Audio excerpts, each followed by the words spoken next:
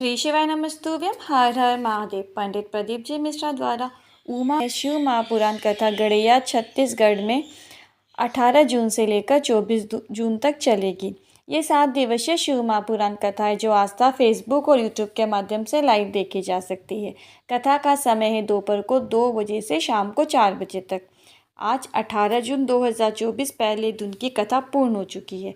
कथा में गुरुजी ने कुल 9 उपाय, पत्र और उपयोगी जानकारियाँ दी है। सभी की जानकारी आपको इस वीडियो के माध्यम से प्राप्त होगी।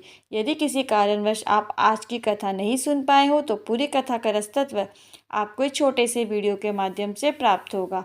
आइए शुरू करते हैं।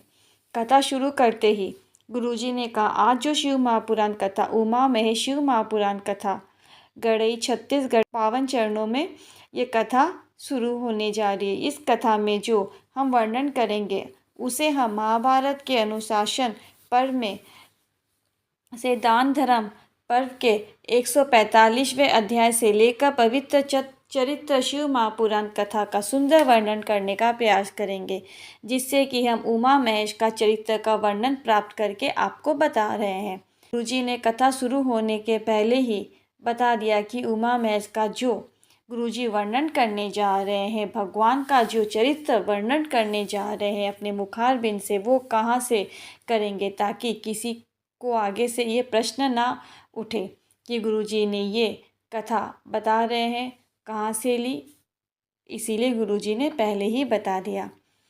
बढ़ते हैं कथा की दूसरी विशेष जानकारी की ओर। गुरुजी ने कहा, अगर आप भोलेनाथ को 1 लोटा जल चढ़ाने जा रहे हो, 1 बेलपत्र चढ़ाने जा रहे हो, 1 फूल पुष्प समर्पित करने जा रहे हो, 1 धतूरा अर्पित करने जा रहे हो, 1 धूप भी अगर आप भोलेनाथ को अर्पित करने जा रहे तो हम आपको याद दिला दें कि आपने इस जीवन में भगवान को जो भी अर्पित किया हो उसका फल भगवान आपको इसी जीवन में प्रदान कर देते हैं। बढ़ते हैं कथा की तीसरी विशेष जानकारी की ओर। गुरुजी ने कहा, हमको कोई भी चीज़ चोरी से लेकर भोलेनाथ के मंदिर में नहीं जाना है, ना ही चढ़ाना है। किसी के घर से हमने पुष्प तोड़ लिया, किसी के बगीचे से हमने बेलपत्र तोड़ लिया, हमने भोलेनाथ के मंदिर में जाकर भोलेनाथ को अर्पित कर दिया, हमें ऐसा बिल्कुल भी नहीं करना है। गुरुजी ने कहा, अगर हमारे पास पुष्प नहीं है, हमारे पास धूप नहीं है, हमारे पास बेलपत्र नहीं है, अगर 1 आखा चावल का दाना, पूर्ण चावल का दाना, वो भी अगर आप भोलेनाथ को अर्पित करते हैं तो वो भी पर्याप्त है।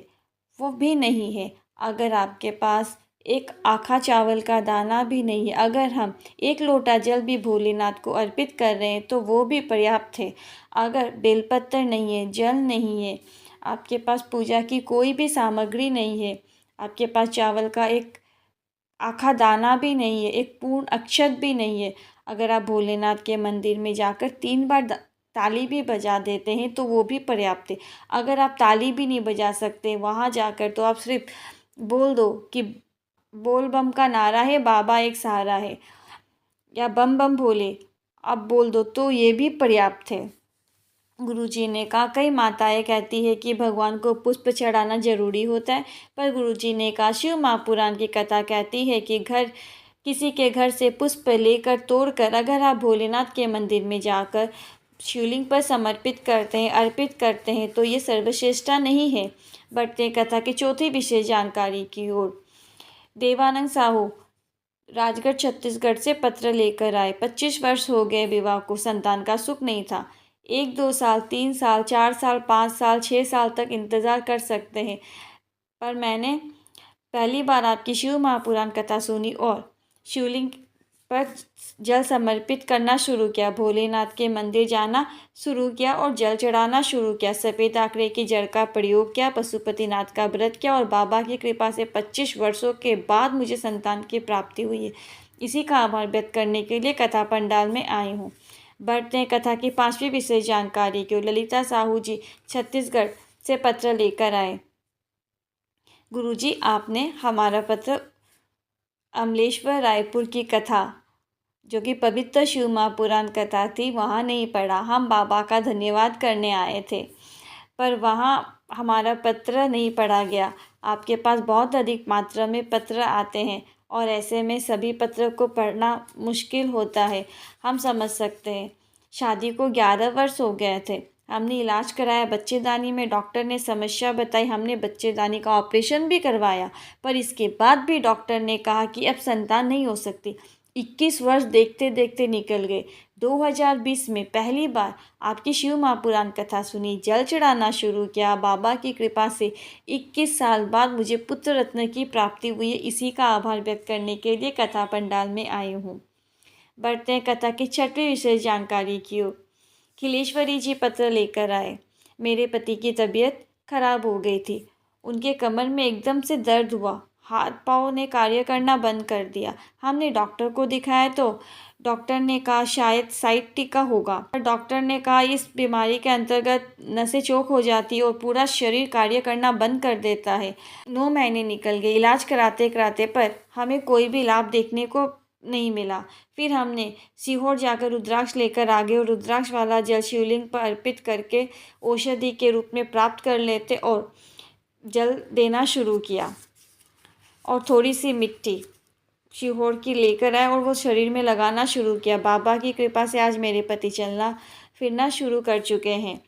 इसी का आभार व्यक्त करने के लिए कथा पंडाल में आई हूँ। बढ़ते कथा की 7वीं विशेष जानकारी की ओर। शोभा ठाकुर जी भिलाई छत्तीसगढ़ से पत्र लेकर आई।